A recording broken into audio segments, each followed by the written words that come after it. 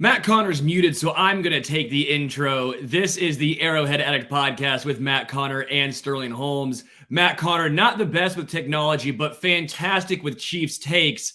Matt, how are you? Dude, I'm good. I think honestly, some people would want to mute my Chiefs takes even. So maybe my best show would just be like Matt on mute. I don't know if AA is like interested in starting a whole podcast just called Matt on mute, where it's like me for like 60 minutes, just muted. Would that even work?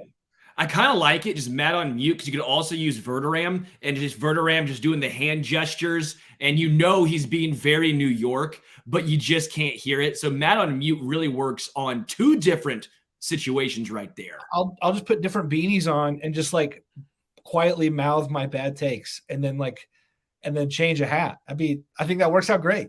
You know what's not a bad take, and that's KC Beerco. KC Beerco is just absolutely phenomenal. I'm drinking the Kolsch right now. I went on Saturday, actually, got me a brat. The brats, by the way, are now 50% bigger. Those bad boys are huge. Those things are fantastic. New bun, same fantastic potato salad. Really, really good. And that beer, always delicious.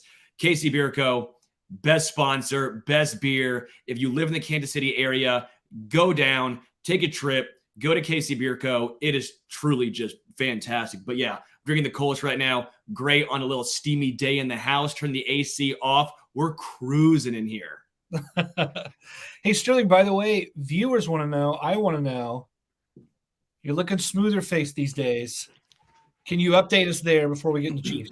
Yeah, I lost a golf bet. So Stash had to go bye-bye. So now I'm the nice Sterling. Now I'm that was the evil Sterling with the mustache. This is nice Sterling. But yeah, I lost a bet in golf. So I'm baby Sterling now. You need like a little stick with a mustache on it that you could like put up to your mouth occasionally to play evil Sterling. And then we just take it away. I think that'd be like a good time. I don't know. Something that would be best case scenario. Let's get into Chiefs. We have so much to talk about, so much fun content. Let's start with the Chiefs schedule. I get it, guys. It's September 6th. I also get it. They have to actually play the games in person. What we say, no bearing, surprisingly, on the actual outcome of said game. But guess what we're going to do anyways? It's fucking fun. We're going to enjoy this. I hope you guys enjoy it too. We're going to go game by game predicting the Chiefs schedule. Don't get mad if we pick the Chiefs to lose, because guess what? We're going to do it. Not saying the Chiefs are a worse team than the said team they lose to, but any given Sunday. And frankly, all that matters is the playoffs. When it comes down to it, if the Chiefs go 17-0, lose first round, that's going to be a worse season than the Chiefs going 11-6 and winning the Super Bowl. So, Matt, without further ado, let's get into game one. Yeah, we're going to get into games. By the way, folks, on this whole episode, we're doing Chiefs predictions. So after the records, Sterling and I are going to also talk about our favorites for Rookie of the Year, MVP, Defensive MVP, AFC West action, that kind of stuff too. But yeah, let's get into it. You know, like, by the way, last year we were talking at this time about 20-0. Before we get into the schedule, is there any chance you come out of this exercise believing in 20-0 for this year? After 17 beers, I'll believe anything, pal. 17-0. You. If I go to Las Vegas and a Raiders fan comes up to me after I've been boozing all day, you better believe I'm yelling 20-0. Mahomes MVP, Super Bowl champs. More tame Sterling on his first beer of the day. Surprisingly, I know, guys, I'm slacking over here. I just don't see 20-0 happening. Yeah. All right. Well, let's get into it, and let's start. I mean, it sounds amazing to say there's actually a game within just 5 days, but it's happening. In fact, in just over a week, we'll be talking about the first 2 games on the schedule. Let's start a trip to the desert. By the way, it's kind of nice to note that the season also ends here in Glendale in the desert with the Super Bowl. When it would kind of be a nice story if the Chiefs start with a win and end with a win in the same city. I'm predicting a win this Sunday. I think the Arizona Cardinals, there's a lot of guys who I think could look old really fast, right? You're without Nuke, So you've got J.J. Watt, A.J. Green, Zach Ertz. All those guys last time I checked were like 47. What's your take? Do you think the Chiefs are in danger of losing to Kyler Murray and Patrick Mahomes' college's mentor? No. I think the Chiefs start off 1-0. I think the Kyler Murray-led Cardinals are very talented. Talent only gets you so far. There's a reason why there was a study clause. Dog was supposed to take an ACT apparently before every game. That was quickly removed. Doesn't change the fact that was put in there originally. I like Kyler Murray. Very, very talented. I don't trust Cliff Kingsbury. I think he's on the hot seat. I don't trust the defense. I don't trust the team as a whole. They're banged up. As good as I think the Cardinals can be, I just don't trust them at all with some of the offseason dysfunction surrounding them. I have a feeling they could implode just early on, especially against a talented team like Kansas City. I have the Chiefs starting off the season 1-0. By the way, Andy Reid to start the year, he's laid one egg since 2013. The guy's as good to start the season as he is coming off the bye, which is what everyone always talks about. But in these early games, we should also note he's not losing. He's not losing with all this time to plan and prepare, and it won't be the Cardinals at least that get that done. However, after coming out of the desert, they come home just 4 days later, have to face one of the most talented rosters in the entire NFL. The LA Chargers, Thursday Night Football. It's the first really highly anticipated game of the season in terms of like the Chiefs probably have like 3 games where everyone coast to coast is going to be going, I have to watch that game. What do you make of this? Well, Chargers are talented. I don't understand the complete Super Bowl hype surrounding them. I think the talent's there. But again, I've said it before. I'll say it again. They've changed quarterbacks, changed head coaches, changed cities. They find a way to choke. Until they do it, it's very difficult for me to put the Chargers in that category. They can compete for a Super Bowl, but all of a sudden saying they're the AFC West favorites, this, that, and the other, to me seems a little foolhardy. Very talented team. Full transparency, I have them splitting. I know we're going to get to it later on, but just so you know, I'm not a complete Chiefs homer. I think the Chiefs win at home. They win this game. The Chiefs get the Thursday night game out of the way early, which I think is actually an underrated storyline. That way they should be relatively healthy. Then you have a long day going into week 3. This is best case scenario in my mind for the Chiefs. I like this for KC. So I have the Chiefs starting the season 2-0. I have to agree with you. JC Jackson's out. The Chargers have several new parts that have to be sort of ingratiated into the roster. Same thing with the Chiefs too, though. The Chiefs are young. The Chiefs are going to have a lot of like learning on the fly. Mahomes is going to take advantage of some of that on his end. Herbert's going to take advantage of that on his end. I see why they could pull off the road upset there. But I'm with you. I think Arrowhead makes the difference. I think the Chiefs get it done on a short week. So right now we're going both 2-0 after the first 2 games. Let's turn the page there because they're going to get that little bit amount of time, you said. And then it's a road trip to where I'm at, Indianapolis. Are you worried about the Colts at all in week 3 in general? Yeah. What's your take on them and then their showdown with the Chiefs? Yeah, I think this is the Chiefs' first loss of the season. I know they have that 10 days. It's a mini bye for Andy Reid. Typically, you would lock that in. I think the Colts are a bad matchup for the Chiefs. That's what I'm thinking here. Not that I don't think the Chiefs are the better team, or if they played, say they played 10 times, Chiefs probably win 7 or 8. But in Indy, early in the season, an experienced quarterback in Matt Ryan, so much better than Carson Wentz. They're going to try and run the clock out, play boring football. If the Chiefs can't stop the run, they should be a lot better, by the way. Nick Bolton's very, very good. But if the front 4 can't stop the run, if they struggle early on, Jonathan Taylor's going to have himself a field day. I think it's close. I think it's ugly. But I think this is where the Chiefs drop their first game. Do you think Danny Shelton is brought up from the practice squad for a game? If it's for a game, it should be this game. Yeah. That could be a little bit of a difference maker. Yeah, I like the Colts enough to think that they're the class of the AFC South, which is not hard to do, I don't think. But I'm not sure they have the pass catchers to keep up with the Chiefs. And I know the Chiefs lost their own, biggest pass catcher in terms of Tyreek. Michael Pittman's real good, dude. I like Pittman, but the depth isn't there.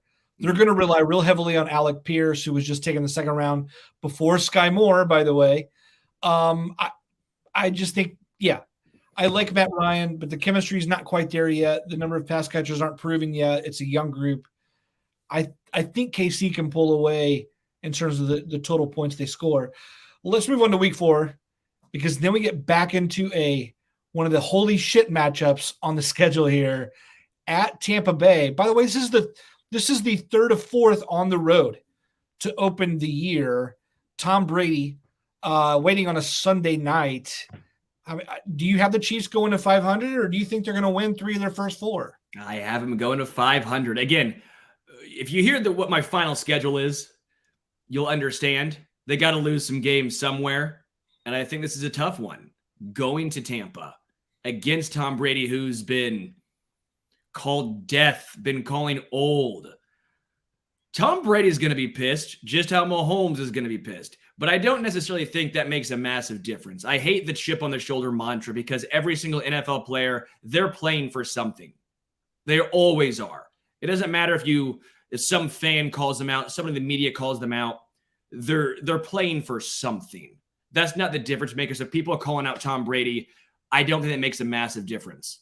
But I do think what makes a massive difference is the youth in the secondary. I don't think they're going to be gelled in Kansas City, those young guys, by week 4. Tom Brady is an absolute veteran. That guy has been around so long.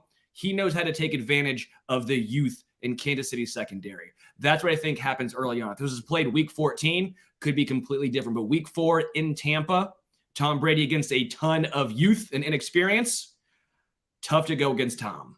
Yeah. Man, I couldn't agree. I just want to say ditto to everything you said. I think it's a tough matchup. Man, they just have so much top-tier talent. If Chris Godwin's back by then, that's a big difference maker. It's possible that some guys there look old, like we were worried about. They've had some significant losses up front. Ryan Jensen out for the year. Like I get some of that. So if the KC pass rush is coming together well, that game could have sort of an alternate outcome. But I'm with you. I think I think they're 3-1 at this point. You have them at 2-2. SA Flip 969 says, how can you be fine losing to an old man of the Bucks? Have you seen him? He's had Joan Rivers reconstructive surgery. He could be either 23 or 83, and no one will know. So that's what we think there. Sterling, let's go to week 5. Yep. Because then it's another Monday night. Man, the Chiefs are just in prime time so much early in the year. They're finally at home, though. The Las Vegas Raiders come to town.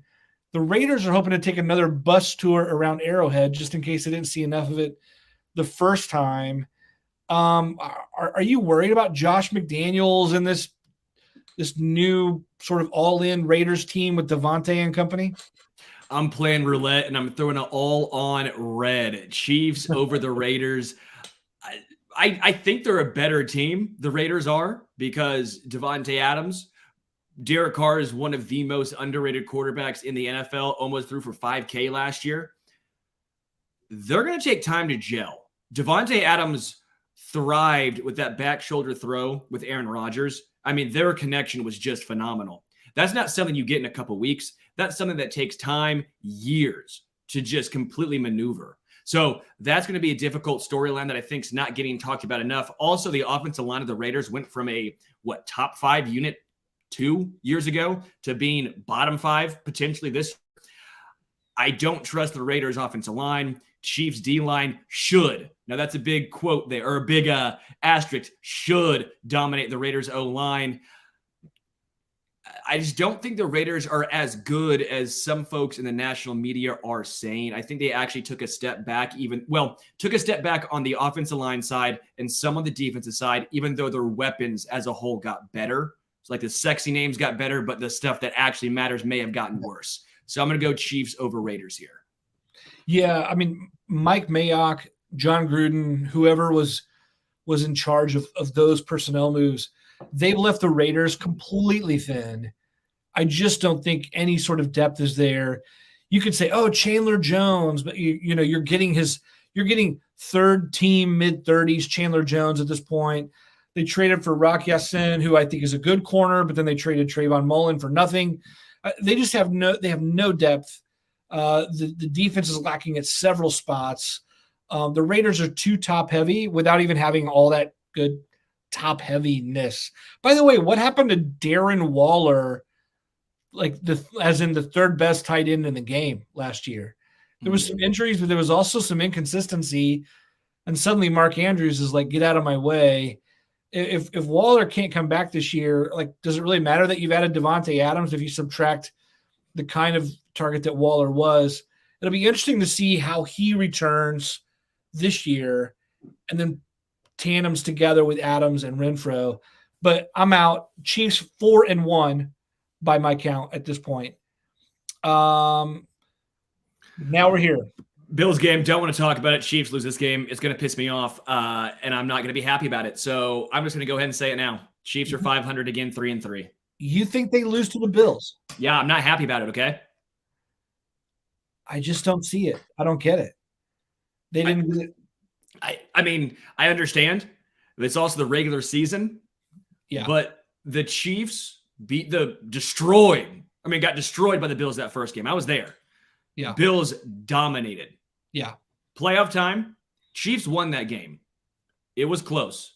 It was a historical comeback from Mahomes, Kelsey, and Hill. Josh Allen did nothing wrong.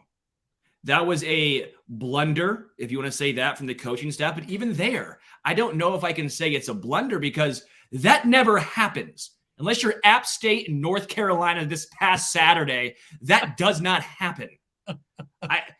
I don't want to be a homer, and I just truthfully feel the Bills would win this game. I hate it. It makes me upset. But if I'm just taking straight bias out of this, I want the Chiefs to win. And they could win. I'm not saying the Chiefs can't win. That's not what I'm saying here. I'm just saying in this game, in a vacuum, I think the Bills win. Yeah, I get it. I think they're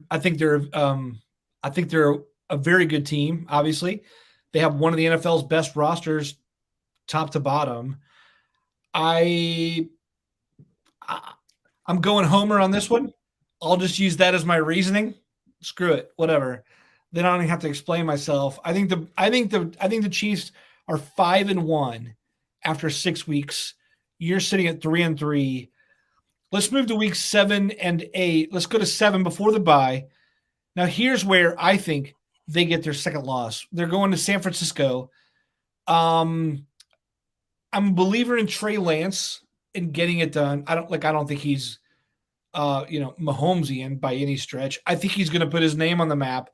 But I like Kyle Shanahan, and I think that there's a little bit of I guess I'm having the Chiefs in week 7 gaining a little bit too much swagger, gaining a little bit too much maybe overconfidence, overlooking San Francisco because it's been so grueling to that point, and winning on the road again after so many tough games.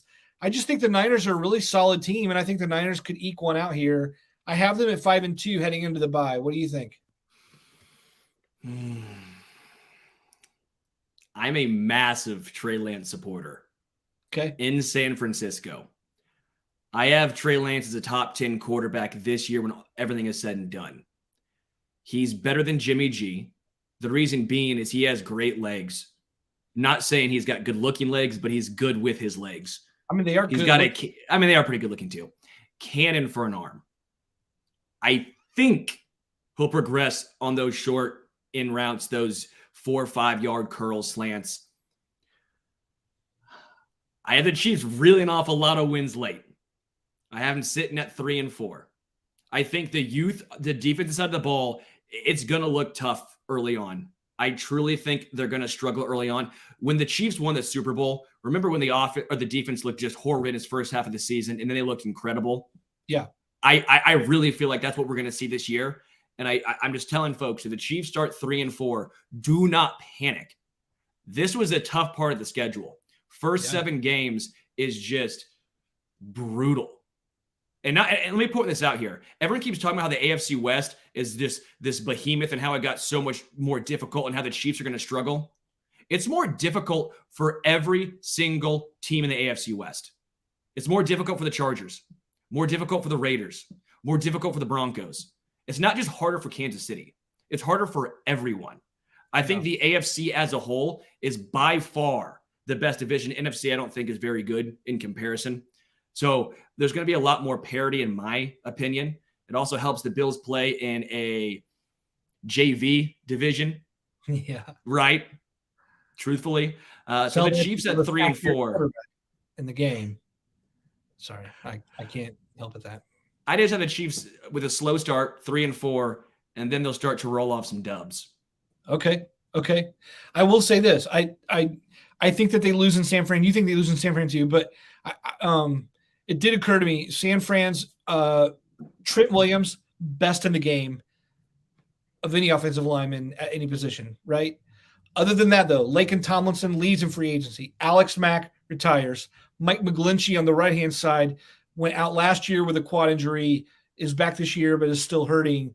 That defensive front, if George Karlaftis is in midseason form by then, if Frank Clark isn't out and injured, if Carlos Dunlap is providing what we hope he is, that game could be shaken there in the trenches to make a young guy like Trey Lance a little bit more uncomfortable, and maybe doing something there. So something to chat about. The Chiefs have the bye. We've talked about their success off of the bye. But week 9 versus the Tennessee Titans. I'm at 5-2 right now. You're at 3-4. What's happening on that Sunday night football game? Easy dub for Kansas City. I think the Titans are a poor team this year. I think the Colts win that division. Sure, they have Derrick Henry. I think Treylon Burks is fine. Robert Woods is there, but Robert Woods is not a great replacement for A.J. Brown. If you're going to spin and get on the carnival ride of Ryan Tannehill, that's a bad ride. Get me off of it. I think the Chiefs roll after a bye against the Titans. Yeah. I know we've said it for a few years, and the Titans have been tough to play against. I just don't see that happening this year. The Titans do not look good. Yeah, I agree. I think it's going to be a steep fall from the number 1 seed last year. They just lost Harold Landry for the year. You're just not. Plus, I'll say this: Ryan Tannehill was a great story after being a bust in Miami. Like Tennessee, it's like Alex Smith coming to KC and showing off some great years, having some good success. So kudos to Tannehill and getting something out of him like they did. But there's no way that the Titans are winning that game. I just don't see it at all. I agree. I've got them at 6-2. You're at 4-4 at this point. The mighty Jacksonville Jaguars. Now, look, I know we're both projecting major losses here. I mean, do we even need to talk about the Jags? I think the Jags are better. They actually have an adult in the room, Doug Peterson. I like Doug Peterson a lot. If he won Coach of the Year, I wouldn't be shocked. I don't think it happens because I don't think they win enough games. Sure. But I think the turnaround is drastic enough that he gets some consideration. But they're just still not good enough. There's not enough talent to compete with Kansas City. Not yet. Jags can beat up on some bad teams. But yeah, I have the Chiefs handling Jacksonville. Yeah. You think that'll be a close game because of Doug? No, I like Doug Peterson, but again, Jacksonville's going to win against teams that are closer to them. Like if they beat the Titans once or twice, if they beat the Colts once, you beat Houston twice. I mean, you're looking at 6+ wins probably for Jags, maybe close to 7, and I wouldn't be shocked at all. Boy, that'd be a great season for them. Now we reach a midseason part of the schedule here. That's its own gauntlet, if you will. You said earlier that you had the Chiefs splitting with the Chargers. Here's your road game, Sterling. Mm-hmm. You think this is another loss? Yeah, that's the one. So I don't care how it shakes out. Maybe the Chiefs lose that Thursday night game and they win in LA. Yeah. Could be. I just think they split against the Chargers. this is where the schedule gets tough for, I would say, 3 more weeks. Yeah. They have a pretty daunting schedule there. But yeah, so that has me at what's that? 5-5. You're at 5 losses. Yeah. Just split wherever you want to have it happen, early in the season or here. They're splitting. I totally agree. I think this is a loss. I think the Chargers are too talented. And we talk about the AFC West and dominance, the Chiefs' dominance, but the Chiefs haven't dominated the Chargers. They've steamrolled the Broncos. They've steamrolled the Raiders. And then the Chargers have given them very competitive games, and even some losses. So, saying they're going to split with the Chargers really doesn't mean much. That's really kind of par for the course in the last couple of years. So yeah, I'm with you. I'm at 7-3 right now with the other LA team coming in.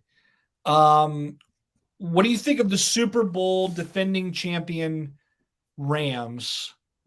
What do you have here? So hear me out. Don't go panicking. The Rams are my Super Bowl team in the NFC this year. Okay. I still think they're really good, even without OBJ. And by the way, OBJ could be back for this game. Jeez. Wouldn't be surprised. This is about the time frame they're looking at, right? I know he's not officially signed with the Rams, but they've been in talks. That's the team. If I was putting money on for OBJ to sign with, it'd be with the Rams. I think the Chiefs lose this game 5-6, or they're at 5-6 now. I do. So don't panic. Trust me, guys. Please don't panic. Hear me out. I agree. I think they lose 2 in a row here. I think these teams are a bit too much. I mean, we want the Chiefs to win. Chiefs can't win them all. The Rams are the best that the NFC has to offer. I think they're a complete team front to back, and I think the Chiefs are just still too young to make that work. Lucas is wondering, when are these bunch of wins coming, Sterling? Oh, you'll see. Here they are. You'll see. I'm at 7-4. You're what? You're at 5-6. All right. Next up, though, it really doesn't relent too much. Cincinnati Bengals.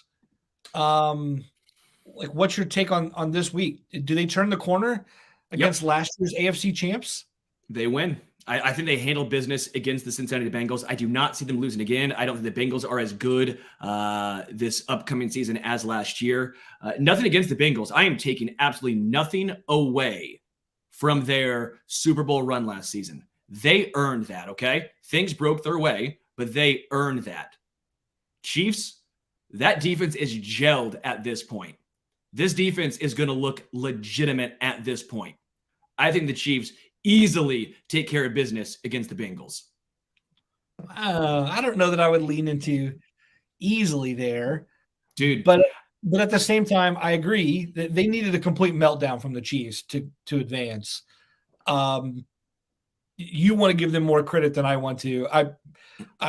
I don't think. I think that they beat Cincinnati, but I think Cincinnati is going to be better.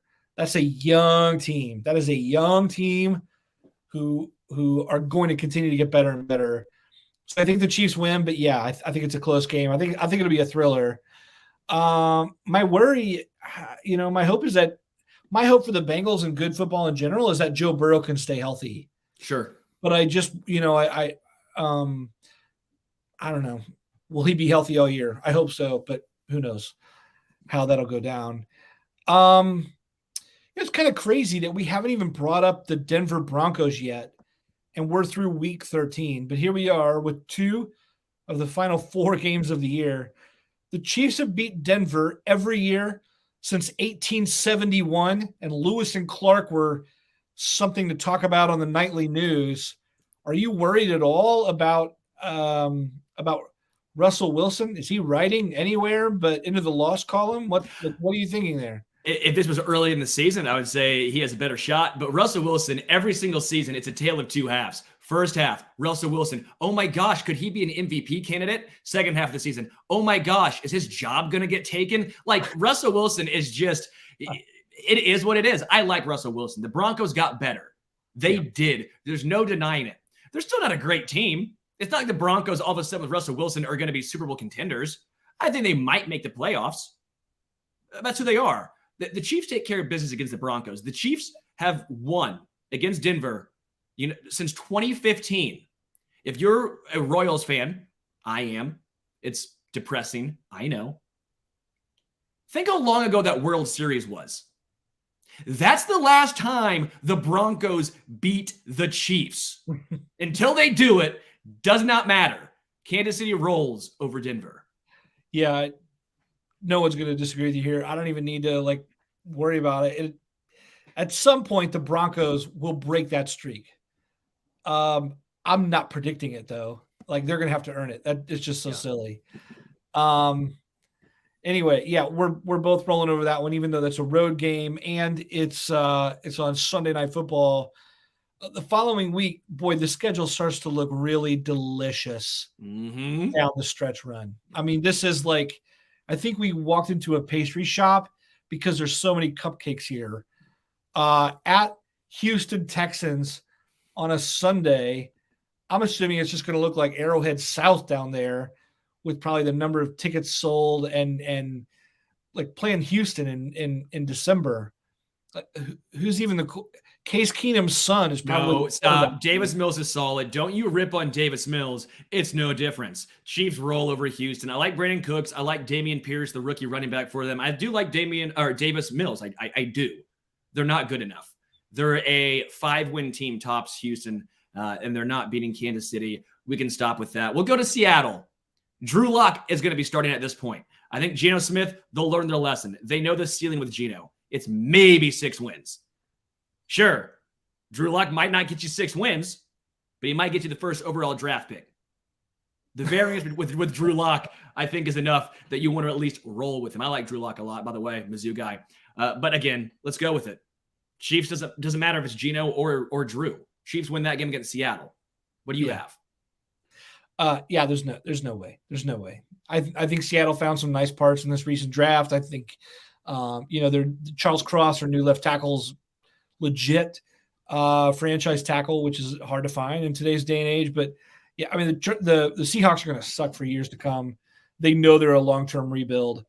Let's go next. What do we got? Broncos back up. That's we got another the Broncos Chiefs win. back up.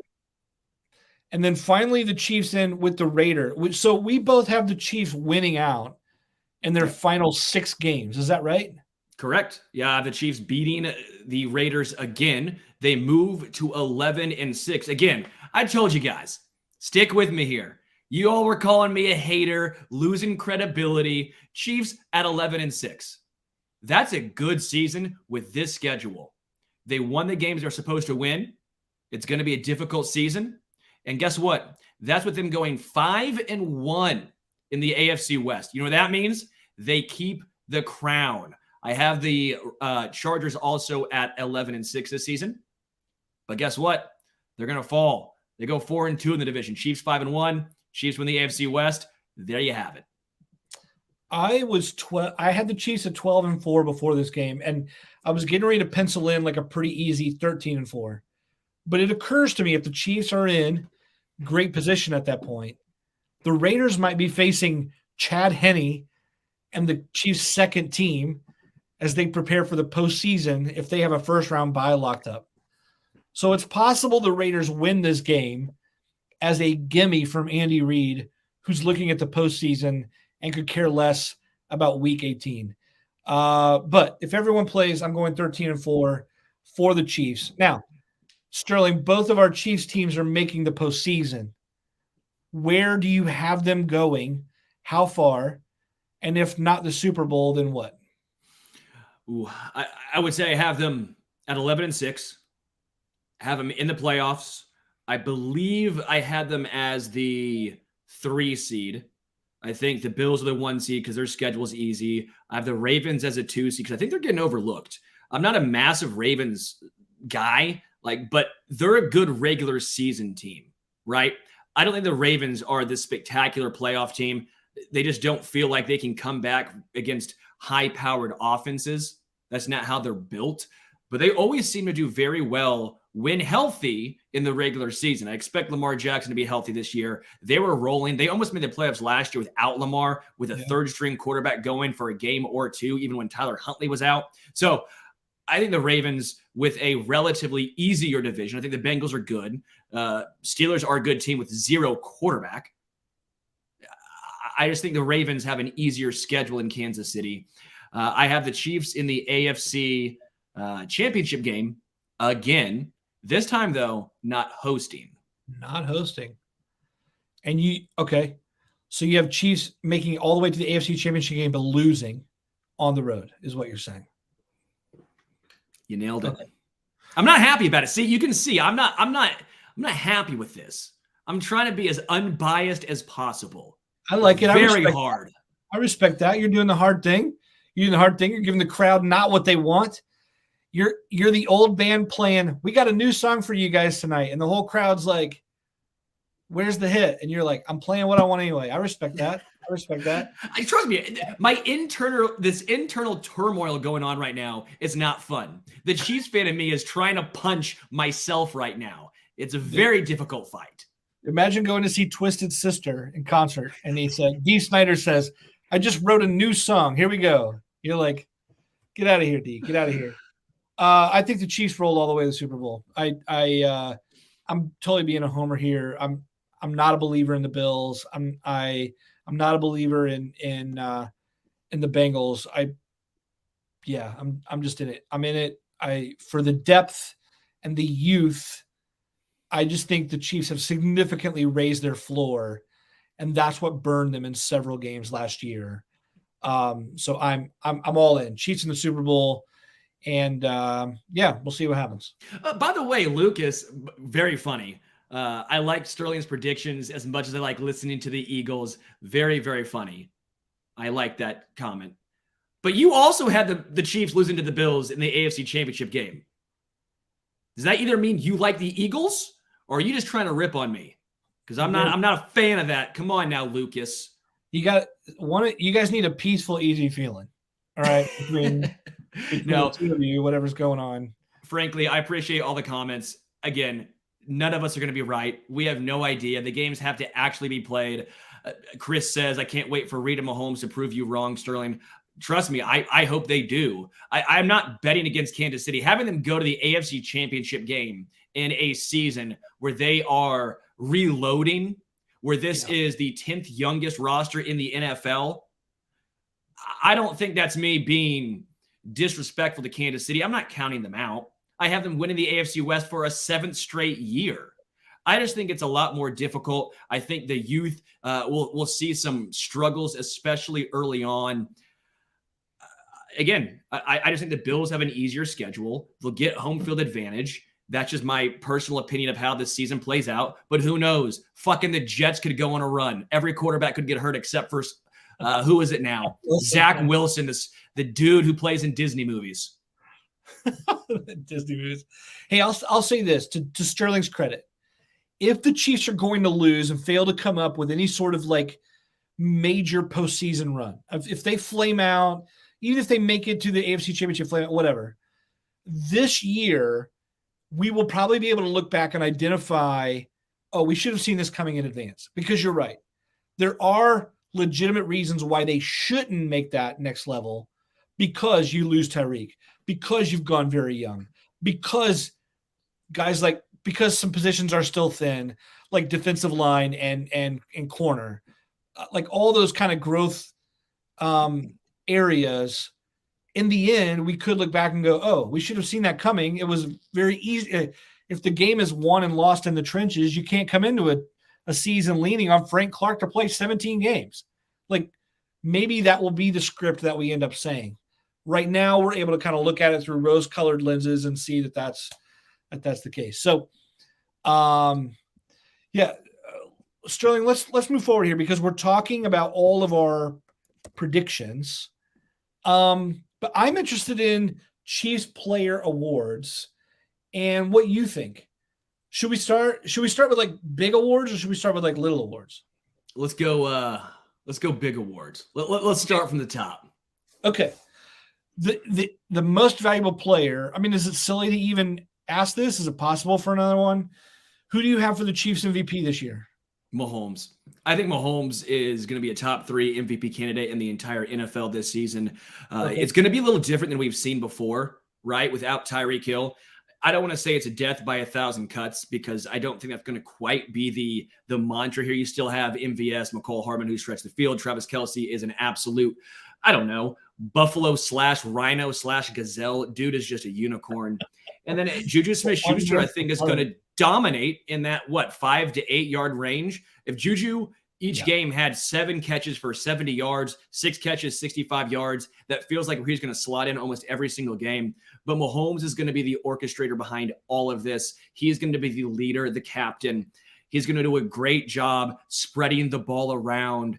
Sure, I don't know if it's going to be a more balanced attack. I don't know why we would believe that after not seeing that with the Chiefs dominating the Bills or the Bengals on the ground and then still trying to pass the ball. So I don't think we're going to see, Clyde rush 25, 30 times a game. That doesn't seem realistic. So it's still going to be the Mahomes show.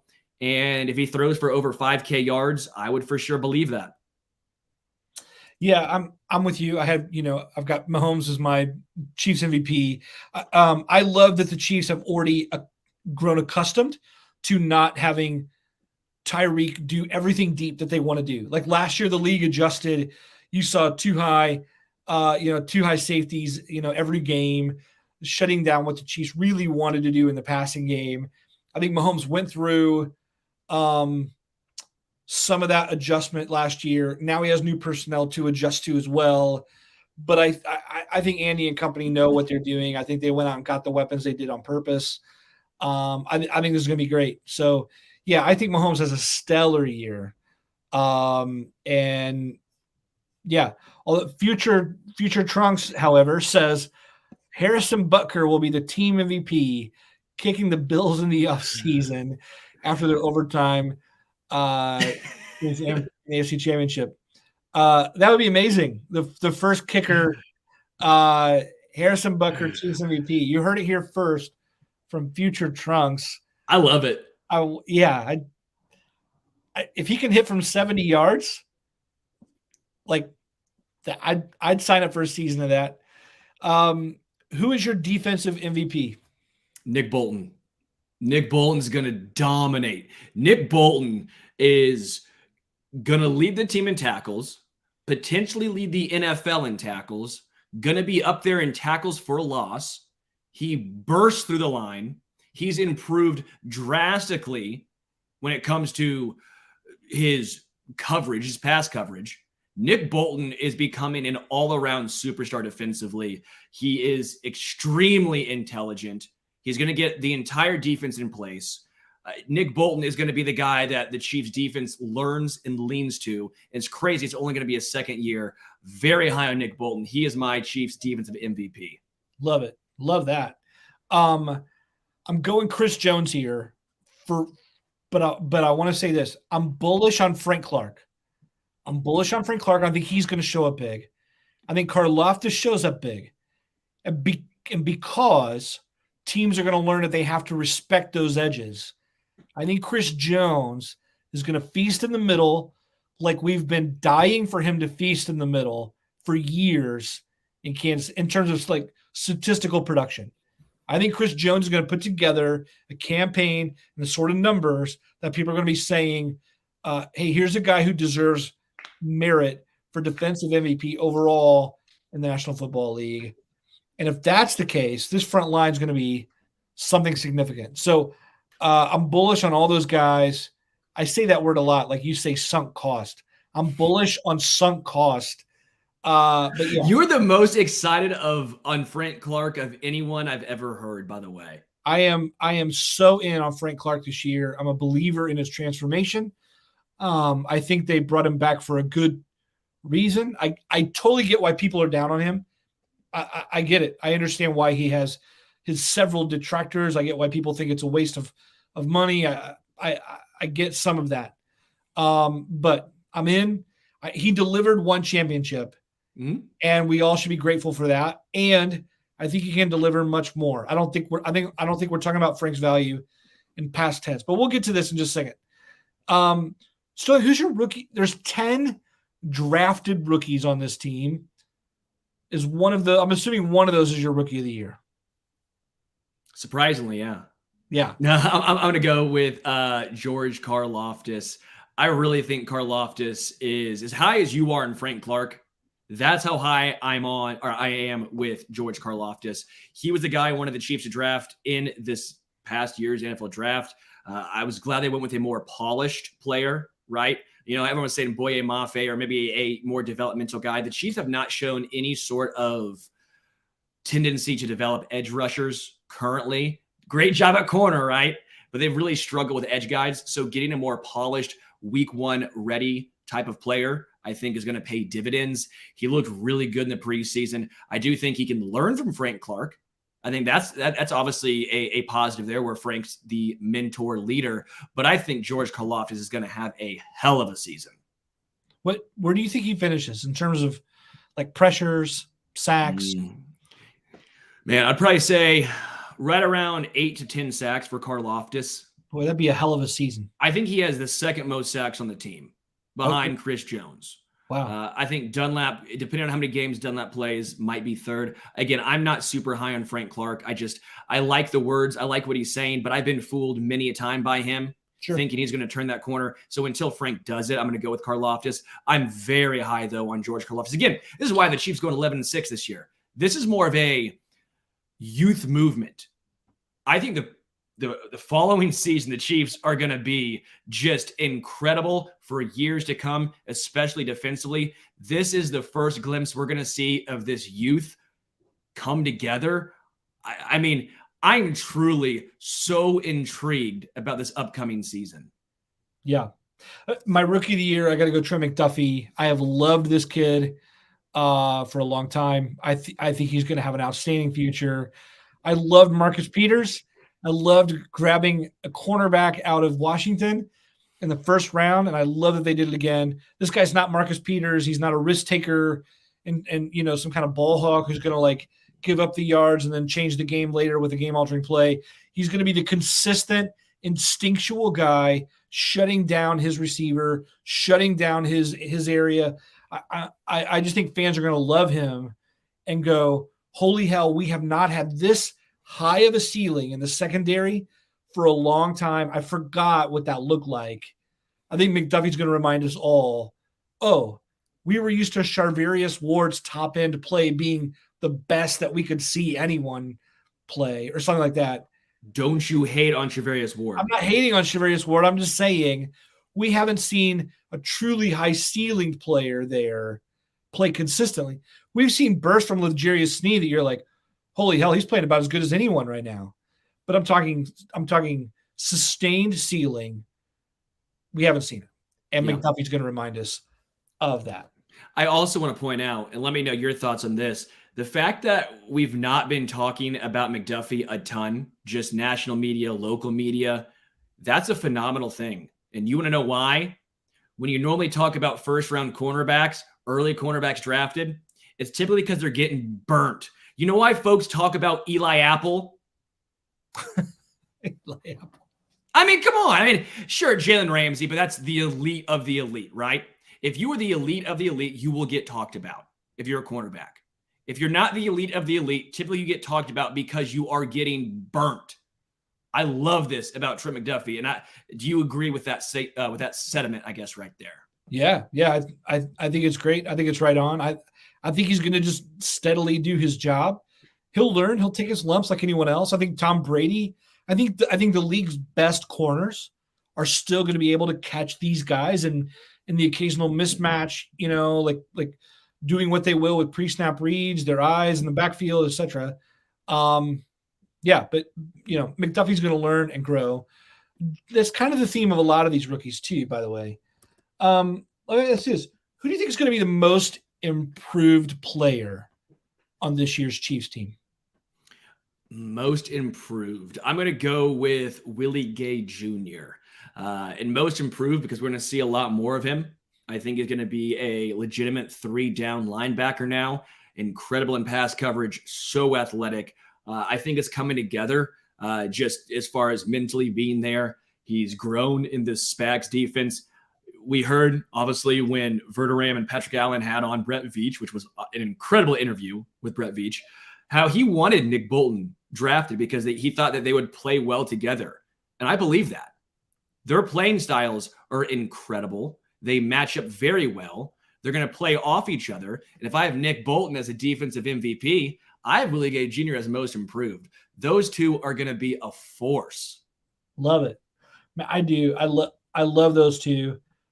I thought about Nick Bolton for this one because I just love the linebackers. But I kind of viewed this award as more of like comeback player of the year too, like an improvement from last year. And so that's why I'm going to go Frank on this one. I mentioned Frank earlier. I'm just all in on Frank, everyone. I'm just going to keep saying Frank. Is it Frank's Red Hot or Frank Clark, the player? Is it Frank's Red Hot, like the hot sauce? Or that's what I thought we were talking about. This is all red screen, right? It's all like red. Anyway. Yeah. I just think Frank's going to have a great year and he'll be most improved upon himself. Yeah. Anyway, what about the biggest surprise? I'm going to go Clyde Edwards-Helaire. I'm really, really high on Clyde this year. I think he's going to be I don't know if it's a legitimate 3-down back, but as close as you have in today's NFL in an Andy Reid system. I don't think Rojo gets many snaps at all. He might even be a healthy scratch on game day. Same thing with Jerick McKinnon. McKinnon could be a healthy scratch on game days if they believe Clyde is that good on 3rd down, right? I think McKinnon does bring something to the table. He'll be used in the playoffs, and if for a late stretch run, he'll keep the guys fresh. But there's a reason why McKinnon was brought back on a 1-year deal like that. He kind of is who he is at this point, which is a valuable player, but used in bursts. That leaves basically Isaiah Pacheco as the only other guy vying for touches with Clyde. I like him, but he's a 7th-round running back. Sure, you can find lightning in a bottle. James Robinson, right, for the Jags, undrafted. Priest Holmes. You could go with Phillip Lindsay, had a good couple of seasons as an undrafted guy. I just think Clyde is going to have all of the opportunities to lead this backfield. He talked to you and myself about 6 months ago, probably now, about the gallbladder, saying this is his first real offseason, real OTAs training camp. We saw him burst on later on in the season last year before the collarbone injury because he was fully healthy, back up to his playing weight, back up to his full strength. He looked good. I think we see that for a full season. I wholeheartedly agree with you. I think Clyde's going to have a very good year. I think that makes them a surprise. However, since you already took Clyde, I'll say this. I think my biggest surprise is going to be Orlando Brown Jr. I think I think no one's talking about Brown after he was the talk of all of June, July. Now that he's back, I think people forget that he improved a ton as the season went on. And like as he's learning a new team, a new system, a new quarterback, the Chiefs have kept him motivated for that contract. I think we're going to be all very pleasantly surprised that Orlando Brown Jr. is not, it's not like, oh, the talk of the line is all the interior. I think we're going to be talking about the 4 great linemen of the Chiefs all season long. And I think after the season, we're going to go, oh, I thought I knew what Orlando Brown's ceiling was, but given a second year with this system, he's actually better than I thought he would be. So I'm going Orlando on that. I keep seeing Hardman in the chat, and I think that's obviously a fair one. Again, no one actually knows. For all we know, it could be Noah Gray, right? We have no idea. I keep seeing Hardman, though. The reason why I like to pump the brakes on him, it's fool me once, shame on you. Fool me twice, shame on me.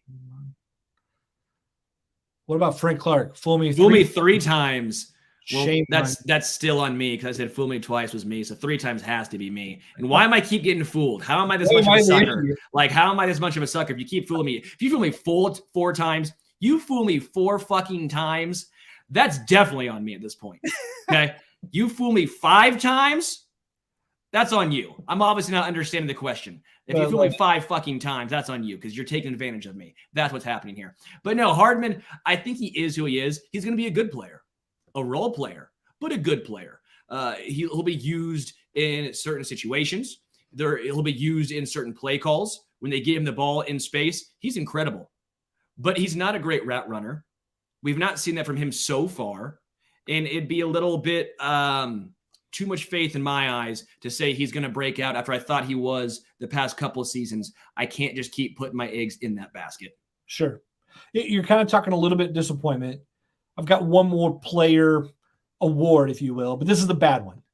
What do you think is going to be the biggest disappointment on this year's Chiefs roster?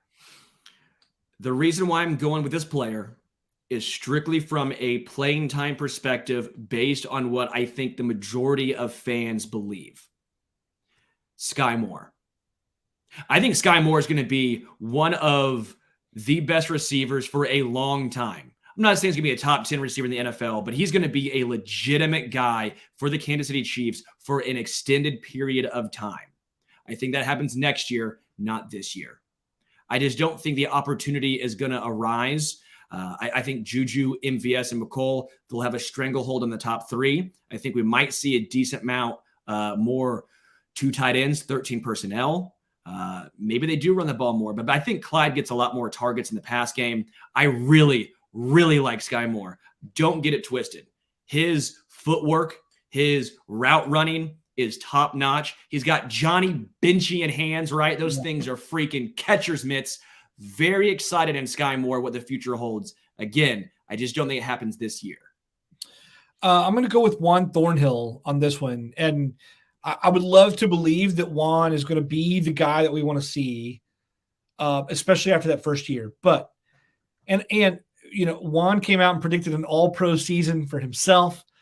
That's a tall order. The guy got benched just last year when just to clearly someone who is far less talented than he is. I just then have a hard time believing the narrative. The words and the actions there are just very different. I hope I'm wrong. I would love to see Juan succeed in every respect that he wants to. And if he comes out huge, I'd love to be totally wrong. I could care less about being wrong. Do you think the full healthy offseason, though, will help him? Because I'm a firm believer that the full healthy offseason for Thornhill helps. Maybe he never becomes what he was his rookie season, but if he still becomes a good player, that's all the Chiefs really need. They don't need another superstar safety. Safety is a position where you can get by with good players as long as they're not complete liabilities for the most part. I think Juan Thornhill could be a good player this year. I'm not expecting great things, but I'm expecting good things. Well, okay. Yeah, let me just say that real fast. The injury came at the end of his rookie season. So you have all that off season, and then the next year he was not okay. You're like, okay, that's the injury affected year. Then he had another full off season and all of last season to look better, and he still got benched.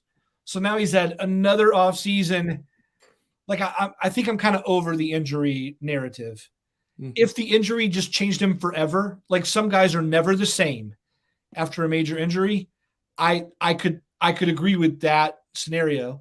But Thornhill has now said, nope, I'm feeling good, and you're going to see an all-pro season. I like it, but the Chiefs' actions benched him last year, and they took a second-round safety this year. So to me, I think that adds up more to, I think he could be more disappointing than surprising in being an all-pro. Again, I hope I'm wrong, and I hope the Chiefs are just super deep at safety. You know what? I like your reading between the lines, though. That's a good that was some Sherlock Holmesian shit right there, Matt Conner. I like it. Thanks, my dear Justin Watson. All right. Are we doing it? Are we time? The must list? Let's get into the must list. If you don't know, we've been doing this week in and week out, going on, I think, week 4, maybe week 5. It's been a lot of fun. Richard, get your glorious stash and hair in here. What's up, guys? Richard. It's not getting cut. We're not cutting this one. There's no bets on this mustache. No, come on. We got to bet something. Bet something with that stash. Love it. Chiefs don't win the Super Bowl. I shave it. Ooh. Yeah. Wow. I mean, we have a long time to wait here. Let's go. But damn. Yeah, we'll do it live on air. All right, Richard, what do you got for us this week? All right, must list for this week. I just got caught up on the 3rd season of Blown Away. So that's the glass blowing show on Netflix. Very hypnotic. I was telling Matt Conner before the show that as I watch it, I have this strange urge to I want to bite the glass, when they blow it and it's melting. It looks really yummy. It looks like Dog, candy. it's going to burn your mouth. It's worth it. It's worth it just to say I'm the first person to eat molten glass. So he said it was like a Jolly Rancher. So actually, I'm recommending eating glass or hot glass. I don't know. Yeah, it looks like a Jolly Rancher. It looks great. I'm not. I will say, I watched that show. It's like really entertaining. Mm-hmm. Ooh, someone said you should grow lamb chops or mutton chops, Richard. You should totally do that. I could try. I don't think anything grows here, but we'll give it a shot. Can you grow the Lemmy Kilmister? From Motorhead. No. Oh, you grow that all the way Hell down, no. up, connect it. Come on. That's a beautiful. Yeah, I can't do that. I don't think it's possible. I don't got Connor's genes. Dude, I get nothing here. I try like Chia Chen. I try Miracle Grow. I try anything I can.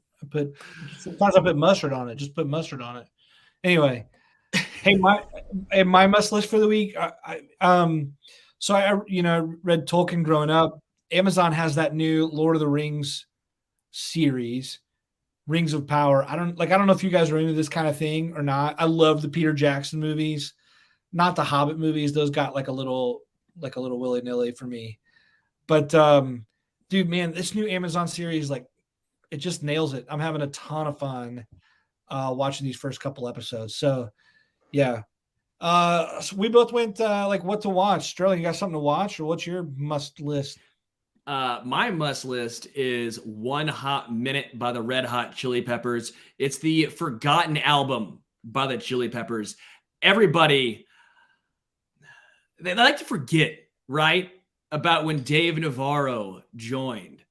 Even the Chili Peppers say they don't feel as connected to that album. But I listened to that album, and holy shit, what a good album. The Chili Peppers are my favorite band. Love John Frusciante. But I think when you look back and listen to that album, because it's so unloved, you can appreciate for the differences that were in that album. One Hot Minute, I just fully believe it never got its due. It never got its due. Mr. Shrum just says, ugh. I don't know to who he's saying it, but maybe all three of us, he's just like, ugh. Multiple times, too. He's really ugging us right now. Wait, by the way, if he likes Ugg so much, he would like Tom Brady's shoes. Oh. Hey, what's the best Red Hot Chili Peppers album? Mother's Milk. Oh. All right. Not what I thought you'd say, but... Well, I like it because that's when Flea still had a lot more, he's slapping the bass a little bit more. Ruben's first album. That was when the first iteration of the four came together. I get it, yeah. I really, really love Mother's Milk. Yeah. Yeah, I get it. Richard, are you a Red Hot fan? I am not, but I do like a few of their songs. I know them. Yeah. Californication, that's a good song. I love that whole album. Californication to me is like a killer album. What's the one about under the bridge with the Liv Tyler in the video? That's a good video. Okay, I also get it if you don't like Anthony Kiedis. His lyrics are brutal. Oh, they're horrible. Up to my ass in alligators. Let's get it on with the alligator haters. Yeah, I understand. That's not poetry, but it doesn't matter. Okay. Chili Peppers are fucking awesome. Chad Smith, Frusciante, Flea. Kiedis is just there because he's kind of just a badass, dude. Great mustache. By the way, stick with your mustache, bros, Richard. Come on. Love it. Love it. Man, well, what a way to end a show. Sterling's about ready to have a fight here over Red Hot Chili Peppers and a band that sings Suck My Kiss. So we'll end it there. Folks, for Richard, our wonderful producer, Sterling, our musically challenged friend, and myself. Hey, look, as always, we're just so glad to have you guys on board. It's been so much fun talking Chiefs for all the off season. And now that there's like some actual football ready to be played, we're just glad that you guys are just still here for the ride too. We just love interacting with everyone on socials, on here, whatever. You guys are great. So thanks for listening. We just love it so much. All the best to you guys. And of course, in 5 days, go Chiefs. We'll see you.